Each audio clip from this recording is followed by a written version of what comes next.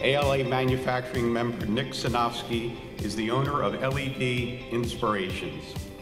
He was persuaded to join us today on this stage, not just as an innovative lighting business owner, but more so as a shining example of what a leader is. In his business world and in his personal life, Nick maintains that you must serve those around you. His employees and customers will attest to his caring and kind ways, not to mention his 3 biological children with his lovely wife Lori, and the 3 young children they adopted and welcomed into his home, literally as he was a speaker during the 2013 conference. Please help me give a very sincere and heartfelt welcome to Nick Senofsky.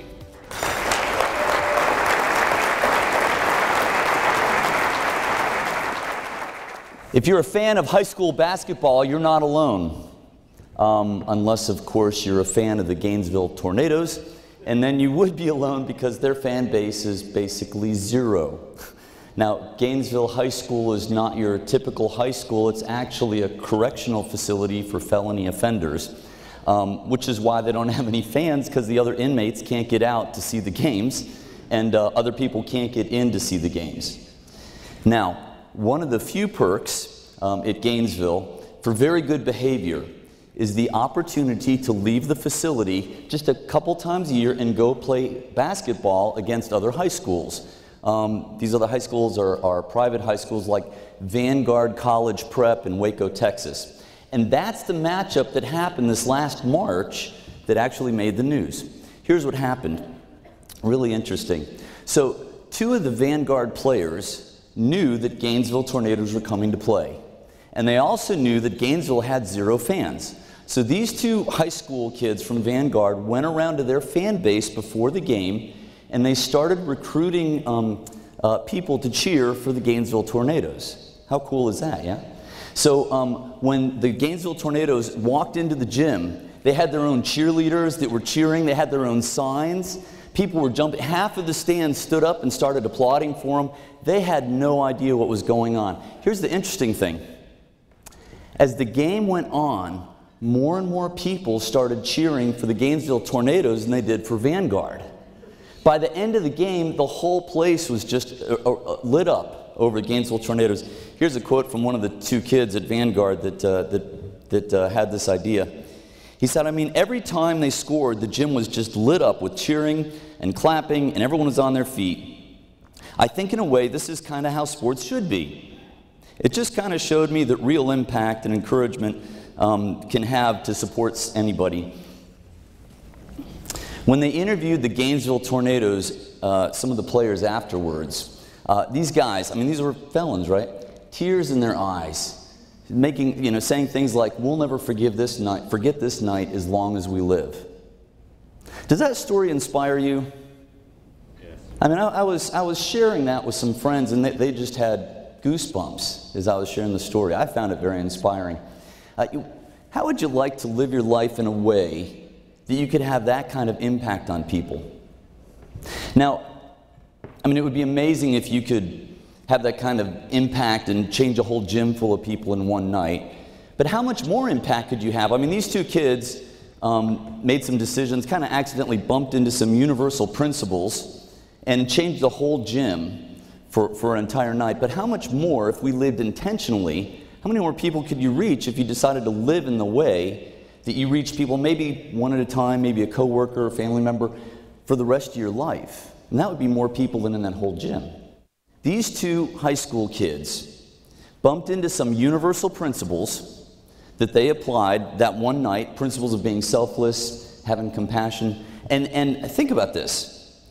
In one night, changed the whole course of everyone's life in that gym, and deeply touched the hearts of some hardened felons, such that they said they would never forget it.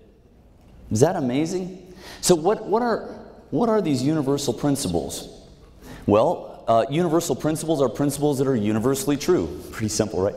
So they're true for all people for all time. That's what a universal principle is. There's universal principles that guide the physical universe. There are universal principles that guide the relational universe. So for example, gravity. Gravity is a universal principle. It's true for all people for all time. It was here when the world began. Gravity was here in 1666 when the apple fell and hit Newton on the head. It'll be here tomorrow. And the thing about universal principles, well, the thing about like gravity doesn't care whether you believe in gravity or not. Gravity is. And so the only question is, will you align your life to line up with gravity, that you'll acknowledge it exists, or will you not? Like I did when I was 8, after watching an episode of Superman, and I donned a shower curtain around my head and headed to the hill in my backyard. Y'all know where this story's going, right? And so, as I was running down that hill, not achieving liftoff, what do you think I did next? Run faster, right? So as my body skidded to a stop at the bottom of that hill, I learned a really important lesson about universal principles. I learned a really important lesson about gravity. You don't break the law of gravity. You break yourself against the law of gravity. You follow that? You don't break universal principles. You break yourself against universal principles. There are universal principles that guide the relational universe. Here's one, ethic of reciprocity. I don't know if you've heard that. Every one of you in here know that. You probably know it as the golden rule. Do unto others as you would have others do unto you. Exactly. Why do you know that? Everyone in here knows that. By the way, everyone around the world knows that. We have an employee in China. I called him up while Gary. And by the way, he's not from the States. He's from Beijing. And so he knows this rule. It's universal. Here's another one.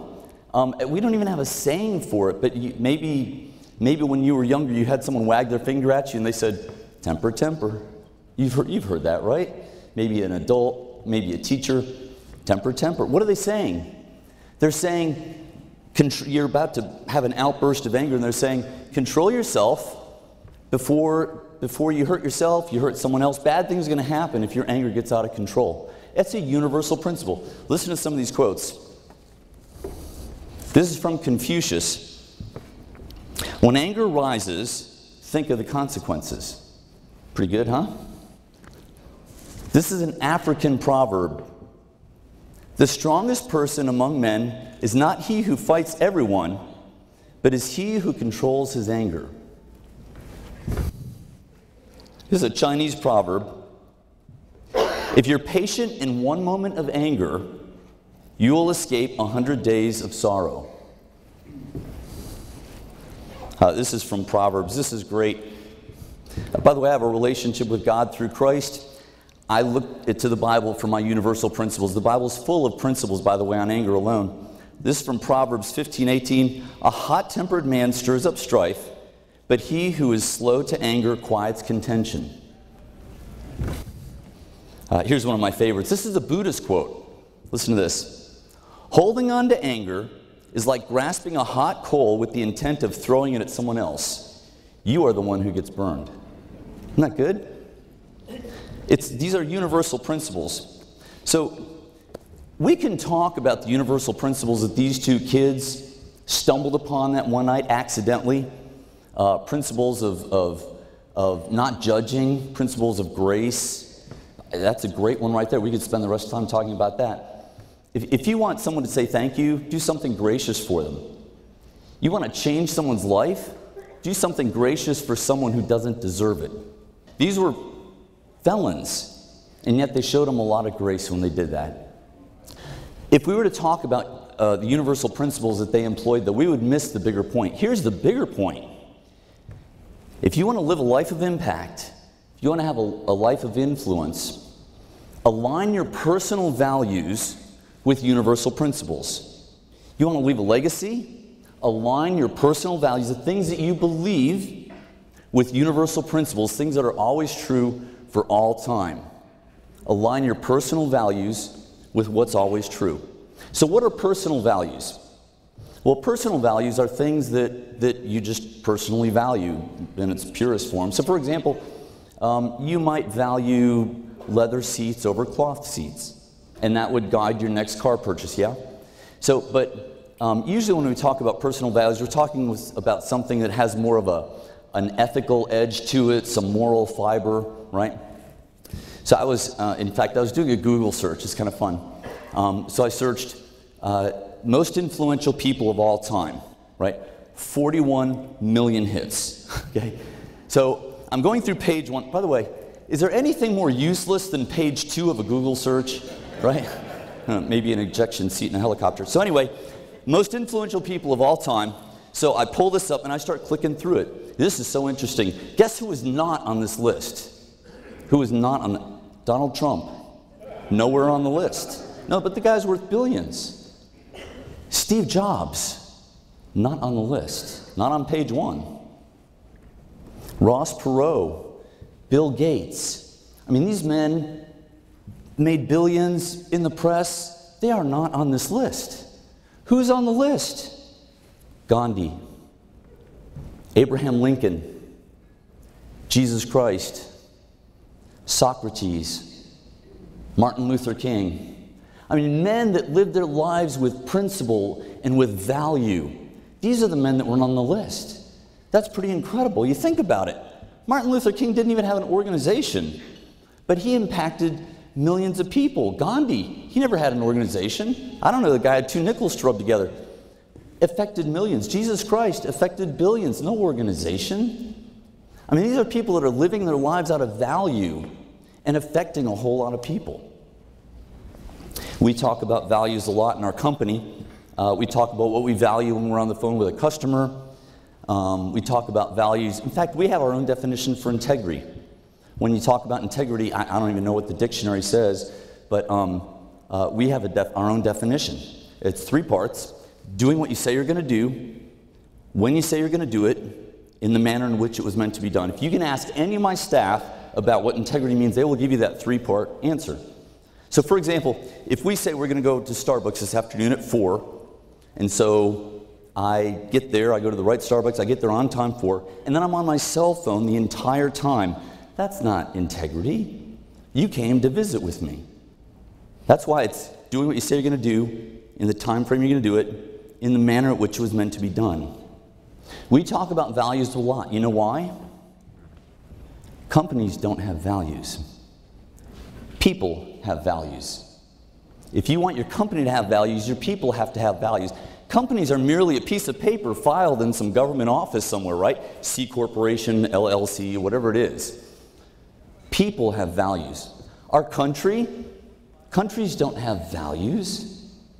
People have values. Do you know that our country can guide a missile to land within a 2-square-foot spot? The question is, do we have the values to guide our decision whether to pull the trigger? I read the most interesting study. So one of my hobbies is fitness and nutrition, and so I've looked at a lot of studies just on stress on the body and so on. One of the effects of stress is inflammation down at the cellular level. So I found this really interesting study. They took all these people and they asked, if you're happy, right? So they took all these people that answered the survey, they said they were happy, and they did a study, first of all on the cellular level, and they looked at how they were doing. And quickly, this whole group that said they were happy divided into 2 groups of people. Those that had inflammation at the cellular level and those that did not. So then they asked the people that had inflammation at the cellular level, they said, what makes you happy? Here's what they said. They had the right car, they had the right job, they lived in the right neighborhood, had the right house, had the right friends, had the right spouse. It was all this external stuff. And then they asked this other group of people, what makes you happy? Living a life of meaning, living out of values, having influence on others for good. And I took away 2 things from this very interesting study. Number 1, you can trick your mind into saying that you're happy. You can't trick your body. Your body knows if you're really happy or not. The other thing I took away from this study, really interesting. Listen to this, listen closely. The quality of your life is determined by every decision you make. Every decision you make affects the quality of your life. Every decision you make either helps your life move more towards happiness, adds to happiness, or takes away from happiness. Every decision you make. So, the thing about universal principles is they're universally true. So if, for example, this were a truck tire convention, right? Gravity would be true, integrity would be true, all those things are still true. But there is something special about lighting. I love our industry. I mean, think about what we get to do. I mean, light has properties that go beyond truck tires, right? But I mean, think about this. You ever notice that light wins over darkness? You ever thought about that? Light always wins. You never walked into a room and flipped on a light and said, gee, I hope it overpowers the darkness. It always wins. How cool is that? This is what we get to work with every day. Think about what you get to do. Do you know there are hospitals out there that are safer? Why? Because when the patient leaves the room, the fluorescent lighting turns into UV lighting and sterilizes the room. You do that. Hospitals are safer because of what you do. How neat is that? Tonight, there's going to be some young lady, attractive, working late in some office building somewhere after dark. She's going to leave that office building. She's going to walk to her car. She's going to do it safely. Why? Because someone out there took some benign fluorescent fixtures and properly lit up a parking lot so that it's safe to walk through. You do that. How neat is that? What an opportunity we have to serve and make people's lives better. Now listen, why don't you clear the clutter from your mind for just a moment? Because I know that since you've already been here, your phone's blown up, right? There's some lady, high-maintenance customer that ordered 3 hand-blown glass pendants, and one amber one is more amber than the other 2 amber one, right? You know, they're hand-blown. You know that story, right? You've got some restaurant that's opening tomorrow, and there's a back-ordered fixture, and of course it's the main chandelier and the ball, you know. Just set all that aside and just think about what we get to do. Somewhere tonight in Middle America, there's a couple, and they're in their living room, and they've invited some friends over to play charades, to play some board games, and the lights are up, and it's festive, the music's on, and they're really enjoying themselves. And then everyone's going to go home, they're going to walk over to the wall, they're going to move a slider down, they're going to pour a glass of wine, they're going to sit on the couch and just reminisce on what an enjoyable evening it was in this, what was once a festive atmosphere, is now this cozy, romantic, relaxing place. You do that. That's what we do. How wonderful is that? You know, somewhere right now, there's probably some couple, they're searching the internet. What are they doing? They're looking for a restaurant to go eat at to celebrate their anniversary tonight. Now, I don't know about your computer, but mine still does not have the scratch and sniff screen. You can't smell the fajitas sizzling, right? So, what are they doing? They're looking at pictures. Pictures of what? Pictures of, I don't know, a steakhouse, dark wood, beautiful glowing chandeliers right down the center. Can you picture this? Some amber cove lighting going on. A beautiful bar off to the side, maybe an onyx front that's backlit, alcohol bottles backlit, some AR-111s tucked away in the ceiling, spotlighting the tables, couples holding hands, eating there. They're going to make a decision to go to that restaurant. Why? Because of what you did. You lit that place up. And even if there's a picture of a plate of food, like a steak sliced open, it's going to look pink and juicy. Why? Because you lit that up. You lit it up with proper CRI, so that you can see all the reds. This is what we do. How amazing is that? Here's my challenge. If you don't get anything else this morning, get this. Listen closely. I want you to go beyond lighting up conference rooms. I want you to light up your coworkers. I want you to live a life of value lined up with universal principles so that you affect those around you. Don't just light up office buildings. Light up your employees. Let your office on Monday morning be a better place to be because you walked in there. Besides lighting up kitchens and breakfast nooks and dens, light up your spouse. Light up your kids. Now listen, I was sharing this talk with my staff, and they said, oh, I get it. You want us to be a light. I'm like, yes, no, sort of. It's like this. When you turn on a light bulb, the light doesn't just stay in the glass globe, does it? In fact, when you go into a room and turn on the light switch, you're not looking at the light, you're looking at what it illuminates. So be a light, yes. But how will you know if you're being a light? Everything else is illuminated.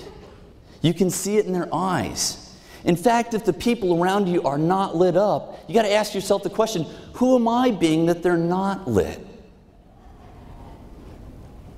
Gandhi said, your beliefs become your thoughts become your words become your actions become your habits become your values become your destiny. You want to live a life of destiny?